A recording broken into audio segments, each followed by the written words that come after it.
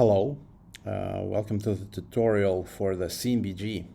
This is my Blender extension that I have created overnight, but basically the idea for it was kind of bothering me for years.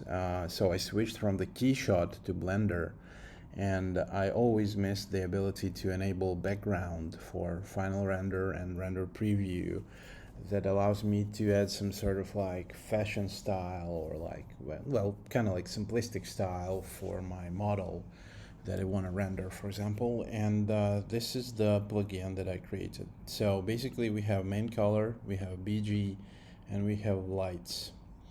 So main color is basically the color picker for this plugin. It's also duplicated for the lights, but I will talk about this later. So I added swatches, I added some basic collections for the colors. So right now I'm just picking the color. It doesn't really do anything yet to the scene because I separated background and lights. So light can also have its separate color, so you can do different contrast mixes for your renders. So basically lights, here we have a list of all the lights on the scene that we have right now. Okay, but let's go back to BG. So this is the main core feature of this extension. It allows us to enable background. So this is how it works. As you can see, we have this light applied. We can change it very easily. We can use the color picker if we want. It also kind of uses the previously selected color from the swatch, which is really handy. So basically you can just go back and alter it if you want, like this. So here we are here. We can dim it down a little, for example. It doesn't really look good now. So here we go back. We have kind of cool fashion colors for different photo sessions. I don't know. As you can see, there's some difference between how the light is rendered here, the color is rendered here in the preview. I will work on this, but I'm not really sure how to do it properly. So here we also have bleed option. So the bleed option is the way that we apply this color to the world. So the world node right now, as you can see, we have HDRI applied for this render. So if I enable the bleed to the world, it will alter the way the whole world is rendered.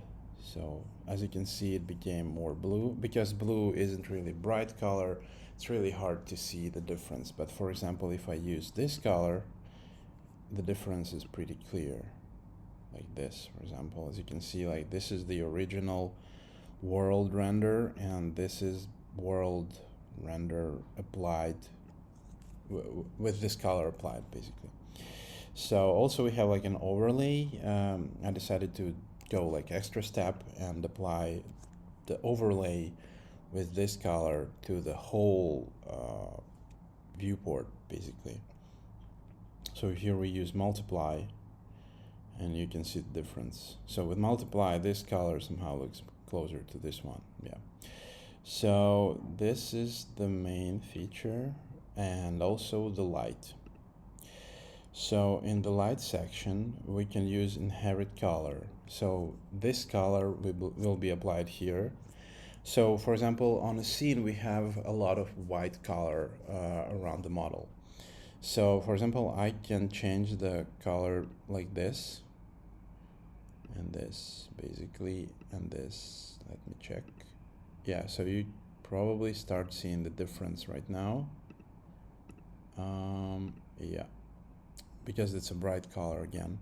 So if I make it like this, and so right now I have applied the colors, I can revert them to white, and you can see the difference. Now it's just pure white color. But I also have this cool feature that does sync all colors, and it just bam, it applies all the colors to this. So this white is from the world, as you can understand. So it applies all my selected color to all of the lights that I have on the scene. I can unsync and I can revert. So I'm back to whites. Now I can do a separate color for the lights. For example, I want to try something weird. So I enable sync all, and I have like all the lights set to this green specifically.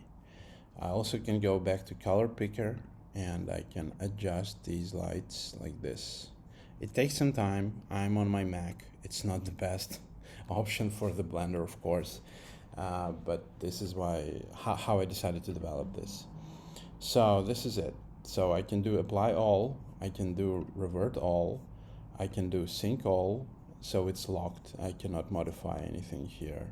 Or I can apply every color on its own. For example, like this and like this. And let's maybe do something more dramatic.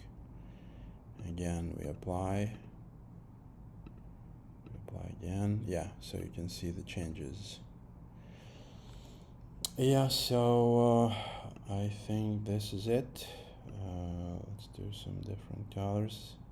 Yeah, I think so. Basically, it allows you to do a lot of different visual styles on the fly without any like dramatic changes to your nodes. You don't have to go to like different, I don't know, you don't have to go to different lights, change the lights colors. It's everything in one place.